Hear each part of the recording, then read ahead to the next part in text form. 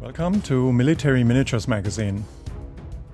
In this issue, we will explore why RAL 7028 dark yellow often ends up looking like pea soup when applied to scale models.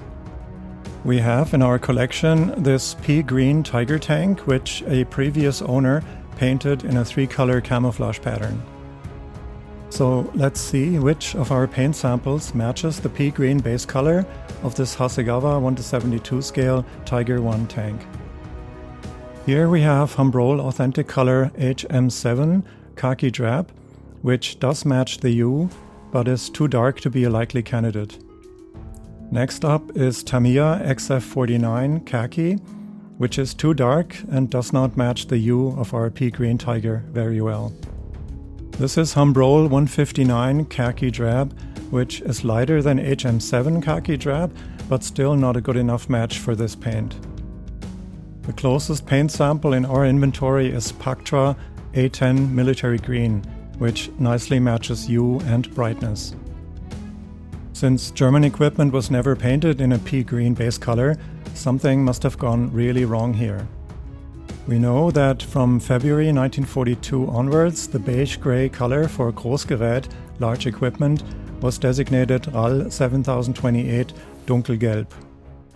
So let's see which of our dark yellow paint samples actually come close to the paint job on this Tiger 1. Here is Tamiya XF60, the most veteran dark yellow paint in our inventory, and clearly not a good match at all. Next up is Gunze H403 dark yellow, slightly darker than Tamiya XF60, but no match for pea green either. Here we have Vallejo 71025 dark yellow, which is closer to Tamiya XF60 and again does not match pea green. AK Real Color RC059 Dunkelgelb nach Muster, the later dark yellow color introduced in February 1943, isn't pea green either. And the same goes for the new Tamiya XF88 dark yellow 2, which matches the brightness but not the pea green hue. The fenders of the Tiger are a little lighter and less green than the superstructure, but still not a good match for Tamiya XF60 dark yellow. So let's remove the turret and check for paint samples which have not been subject to weathering and fading. Now that's a surprise. The turret ring and the underside of the turret are not pea green at all. Both are clearly painted dark yellow, even if they don't exactly match Tamiya XF60 dark yellow.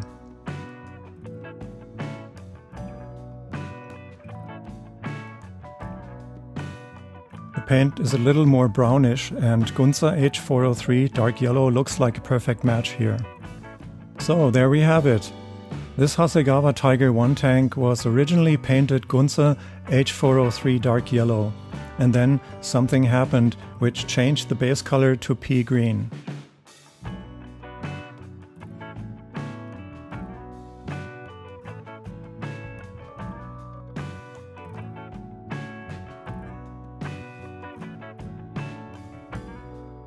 Apart from the turret ring and the underside of the turret, nothing on the superstructure looks even remotely dark yellow.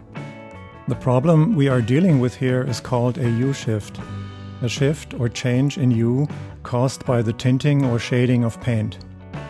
To understand how hue shifts work, let's see if we can mix the greenish Tamiya XF60 dark yellow or the more brownish Gunze H403 dark yellow from yellow ochre and black.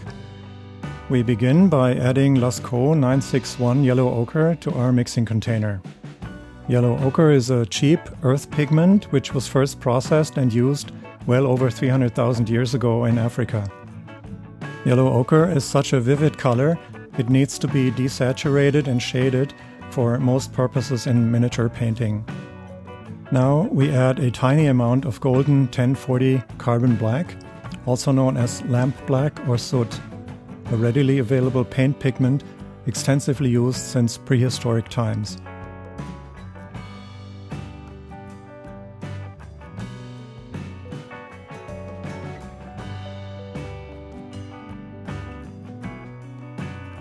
Notice how a tiny amount of carbon black can shift our bright yellow ochre paint to a dark olive green hue.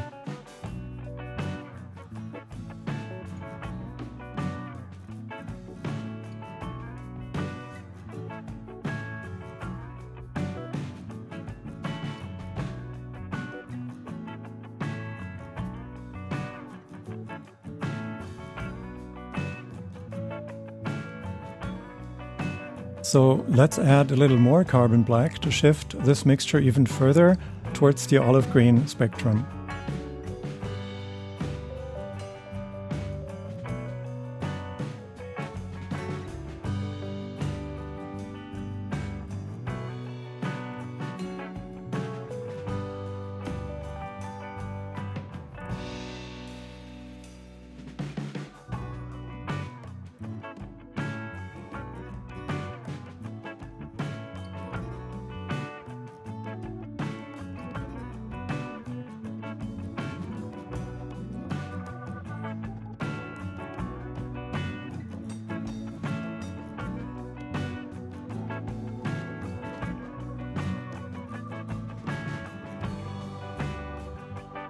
Now let's see if we can tint this olive green enough to create a better match of Tamiya XF60 dark yellow.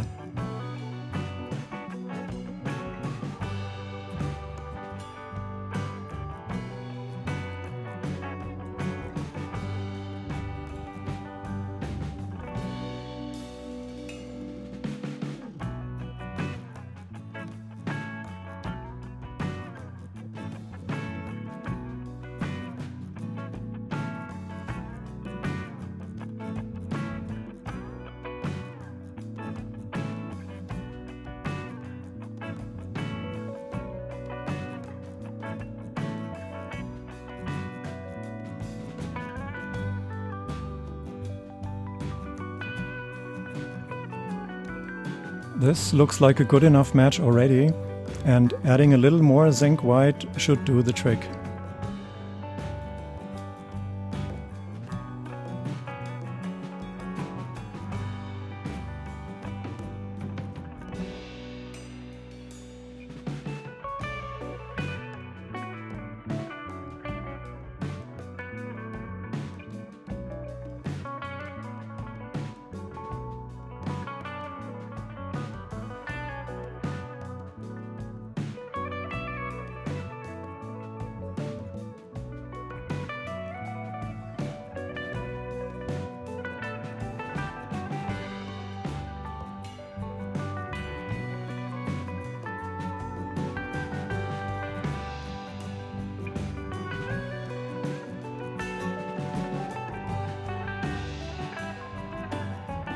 There we are.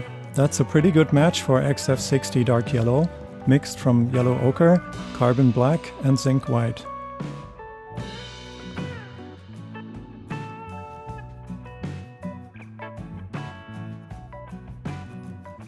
Now let's see what happens to this dark yellow when we apply a black wash over it, like many military modelers do.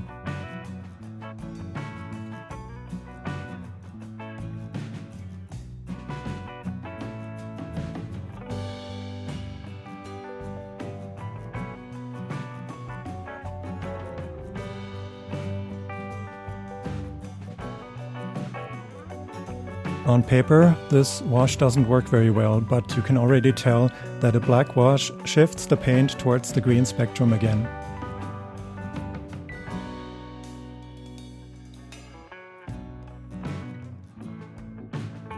So let's add a small amount of this black wash to our dark yellow mixture and see where that takes us.